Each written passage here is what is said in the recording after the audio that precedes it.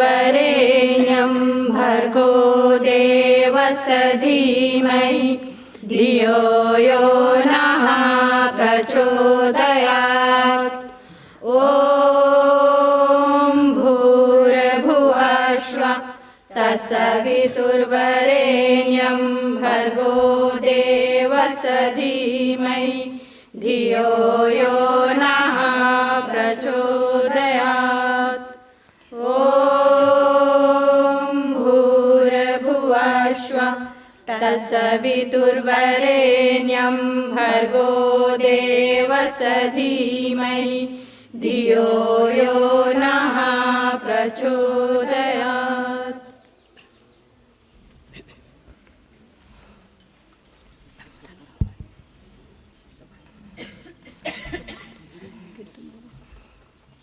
बजरंगी बाबा चले आना राम जी के पूजन। बजरंगी बाबा चले आना बजरंग जी के पूजन। बजरंगी बाबा चले आना राम जी के पूजन। बजरंगी बाबा चले आना राम जी के पूजन। पूजन में आना बाबा पूजन में आना। बजरंगी बाबा चले आना राम जी के पूजन। बजरंगी बाबा चले आना राम जी के पूजन। आप भी आना गणपति को ले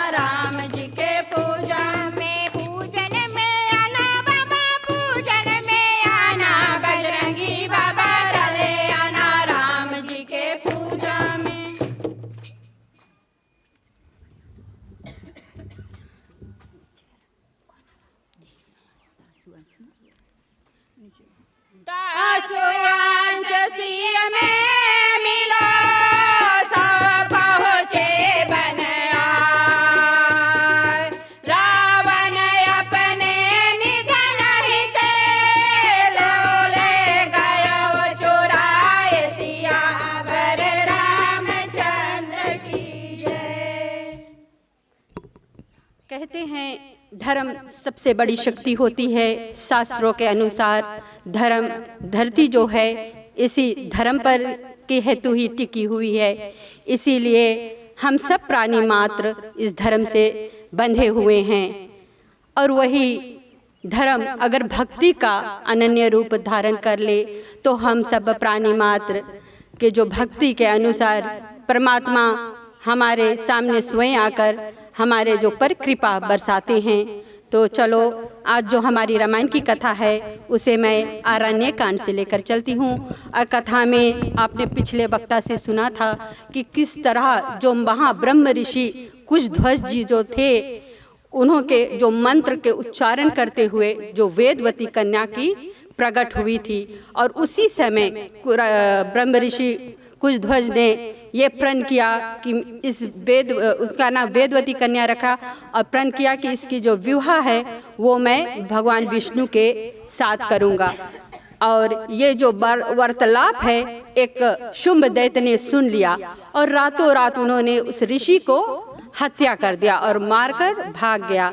और पहले के ज़माने में जब पति मरता था तो स्त्री उनके साथ सती हो जाती थी और इसीलिए उस कुशध्वज की पत्नी जो है उनके साथ सती हो गई।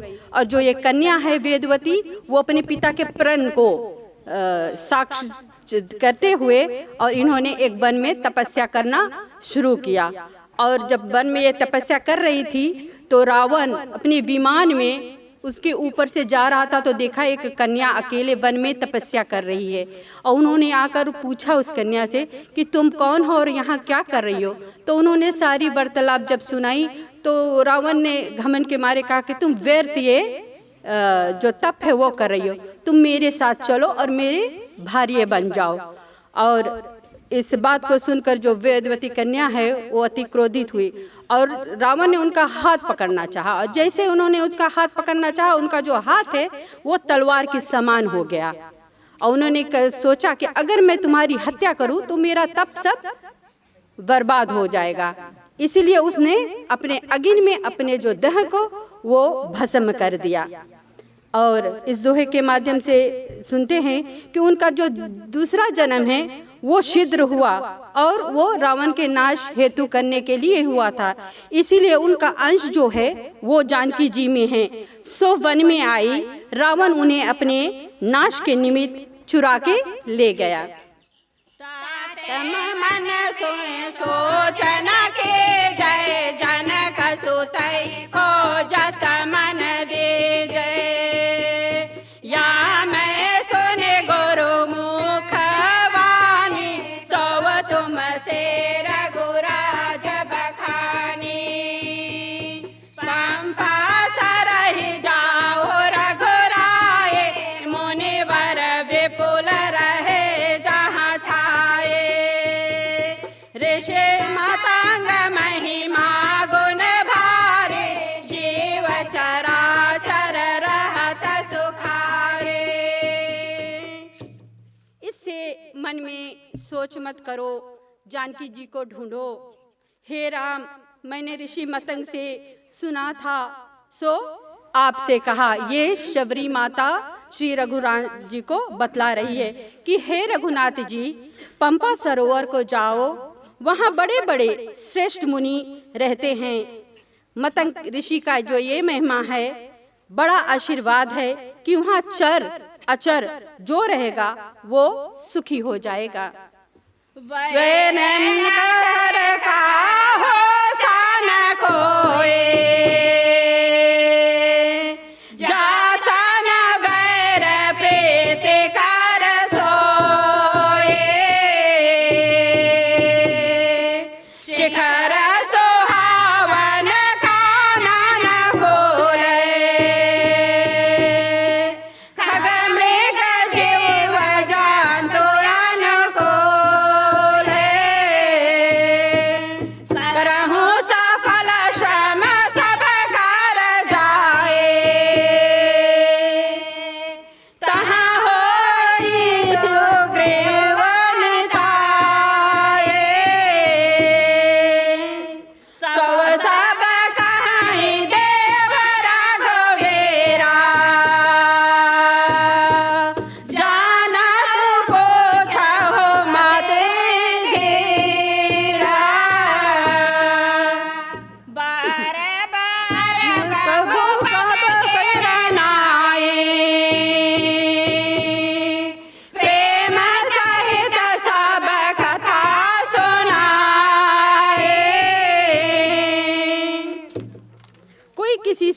वहाँ पर वैर नहीं करता, जिससे वैर है वह भी परस्पर प्रीति करते हैं।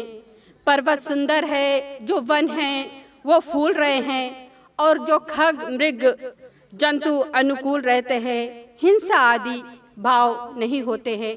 यहाँ पर हम एक अगर घर में बिल्ली पालते हैं तो कुत्ता उसे मार भगाता है।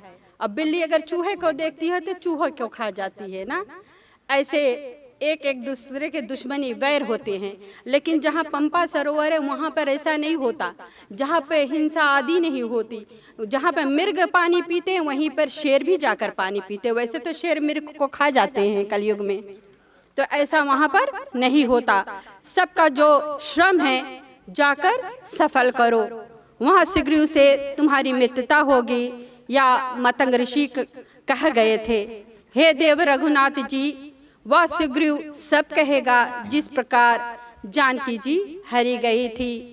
आप जानकर भी पूछते हो, इसी कारण बड़े धैर्य धारी हो। यानी परमात्मा को तो सब पता है सीता माता कहाँ है और कहाँ उसे मिलेगी, लेकिन वो मनुष्यता जताते हैं, मनुष्य रूप में आए हैं, इसीलिए मनुष्य जैसा ही आदर्श करती हैं। प्रभु के चरणों में बार बार प्रणाम कर शीघ्र की मृत्यता और रावण मरण या अवधराज तक जो भविष्य कथा मतंग ऋषि से सुन रखी थी, वह सब प्रेम से सब रघुनाथ जी को शबरी माता कहकर सुनाती है। कहे कथा सकल विलोके हरे मुख हृदय पद पंकज धरे, तज योग पावक देह हरि पद लीन बहि जहाँ नहीं फिरे। नर विविध कर्मय धर्म बहुमत शोक प्रद सब त्याग हो। विश्वास कर कहाँ दास तुलसी राम पद अनुराग हो। श्री माता कहकर सुनाती है। कहे कथा सकल विलोके हरे मुख हृदय पद पंकज धरे, तज योग पावक देह हरि पद लीन बहि जहाँ नहीं फिरे। नर विविध कर्मय धर्म बहुमत शोक प्रद सब त्याग हो। विश्वास कर कहाँ दास तुलसी राम पद अनुराग हो। शबरी सब कथा कहकर प्रभु का जो मुख देखकर चरण कमल को हृदय में धारण कर योग अग्नि में शरीर त्याग हरि पद में लीन हो गई, जहाँ से फिर कोई नहीं लौटते हैं। मनुष्य के अनेक प्रकार के कर्म अनेक मत शोक के देने वाले हैं, इन्हें छोड़ो। तुलसीदास जी कहते हैं कि विश्वास कर राम जी के चरणों में प्रीति करो। जाति नयध जन्म महे मुक्त के न असनार, महामंद मति सुख चाह से ऐसे प्रभु विसार से आवरे रामचंद्र की जय। जिन्होंने जातिहीन जो पृथ्वी में पाप रूप है ऐसे नारी को भी मुक्त कर दिया, वह महामंद मति है जो ऐसे प्रभु को छोड़कर और सुख को चाहते हैं। बजरंग बले मेरी नाव चले नैया को पार लगा देना, राम त्यागा बन सो या तुलित बल नर के हरि दो।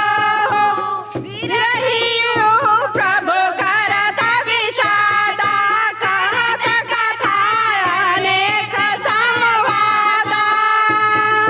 लक्ष्मण